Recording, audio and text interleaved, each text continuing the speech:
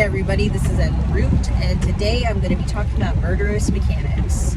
If you are a mechanic and you screw with somebody's car, or you agitate something that needs to be repaired in a few weeks, you're a murderer. Because if that person gets into an accident because you decided, well, they can afford, $400 now and $900 the next day, then you're literally killing people and destroying people's lives. And how are you destroying people's lives? Well, if a person can't work to actually pay for the repair and their car breaks down, how are they going to come and give you any money? How? And the thing is like I rarely, I've maybe one time, but I've hardly ever seen a mechanic that I can genuinely trust. Like, I feel very uncomfortable around mechanics because they got this like it's not everybody. Like, sometimes when I get my oil changed, it's there, but it's not everybody. But there's just this sleazy salesman vibe a lot of the times when I'm dealing with a mechanic. And I'll tell you about a story. I had to get some repair done, right? And the guy was trying to charge me like $900 for the repair. And I was just like, well, what is it specifically or whatever? And then I went and looked up the part online to see if I could order it myself and see if it would be cheaper. It would be a hell of a lot cheaper. The part was only going to cost like $120. And this dude literally was trying to charge me $900 for something that would have cost him nothing, because he would probably get a better discount than me. And so this is what I'm saying. It's like y'all are literally putting people on the street, okay, and causing more issues than I've ever seen in my life. The only mechanic that I've ever seen that's trustworthy, he's booked to the max. Like, literally, he has to close on the weekends because he will not get a break if he was open. Because he's trustworthy. His repairs are good. He's very honest. Like, and the thing is, it's like most mechanics, even if they're, let me show you. Even if they just show you, it sums up, and the thing is like, they'll show you something and then they won't really even address the issue sometimes, and then it's just this whole complicated thing. And the problem with the mechanic industry is that it's monopolized by men. And the problem with that is that when you're a woman, men think, oh, we could take advantage of her.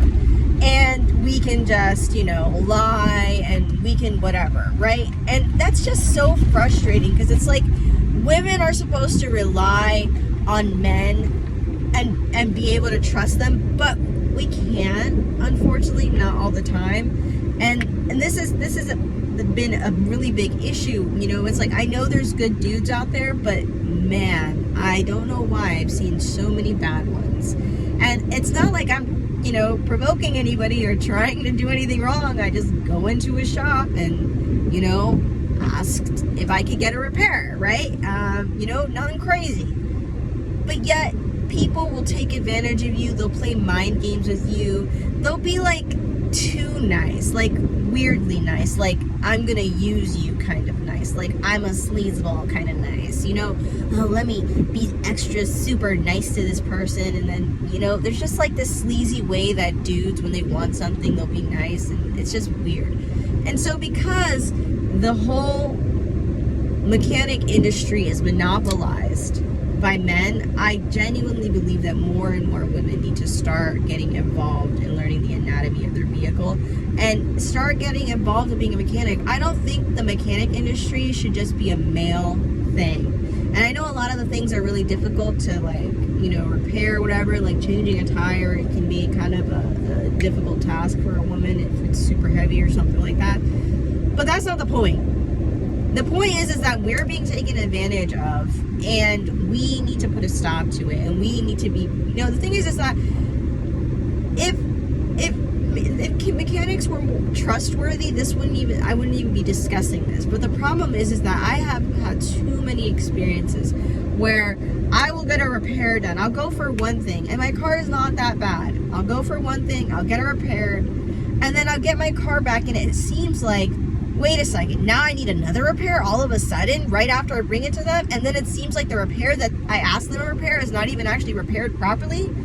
Oh my God, like, it's so frustrating to have to constantly just pay for a vehicle breaking down all the time, and it's just like, why is this happening? Like, this should not be happening this much. It's like, did you guys not notice this or that or that or that? Like, why are these problems just now happening? You didn't tell me this before or whatever.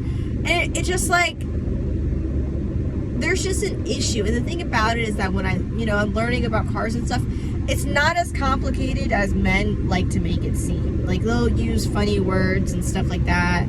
And I even had a mechanic, like, I was talking about some kind of repair, and then he was like, oh, so you know how things work. And I was like, yeah, I kind of have common sense. And it was just quite interesting, a little insulting, but it was quite interesting because it's like, wow, this dude really takes a full advantage when he thinks he can. And that is quite suppressing, because it's like, you people are literally destroying people's lives. And the thing is that most of the time when people figure it out, you're not going to get that business back. You're not going to get that business back at all. Trust and rapport is so important. And this is why they're always in this turn and burn. How can I get the sale? How can I mark up this price? Because you don't have a consistent clientele that's going to trust you, and that's going to say, oh, I can bring my car here. I can do this. I never get my oil changed in the same place, because it's like, I diversify where I go, because I just feel like I haven't found a place where I can call my mechanic home yet. And that sucks, you know? And I think a lot of people, especially women, are in that boat where we can't quite find that mechanic home. And the thing is like, you know, it's not like repairs are cheap, you know? And then these mechanics are just putting other people in a bad place. And again, mechanics, you're literally murdering people. If you are agitating something that needs to be repaired, and then that person gets into an accident and dies, or ends up in the hospital, you're injuring people, you're murdering people, you're screwing people out of their livelihoods, all because what? You need to make a quota? It's like, Jesus Christ, what's going on with you people? You know, like, why would you even want it? Like, that's sleazy as fuck. I mean, you might as well go be a drug dealer if you're gonna be a sleazeball. You know, like, it's just incredible to me. It's incredible to me, you know, how this world works, and the things that we make common, and just, oh, it's just common practice. It's okay.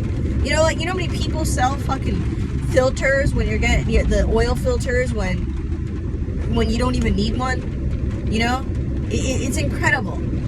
So I just think, you know, mechanics need to be more honest, and we need more women involved in the mechanic industry, because it is a very untrustworthy industry. And, you know, people take advantage of the fact that the vehicle is most people's livelihoods, most people's way of doing things and getting around, and, you know, being independent.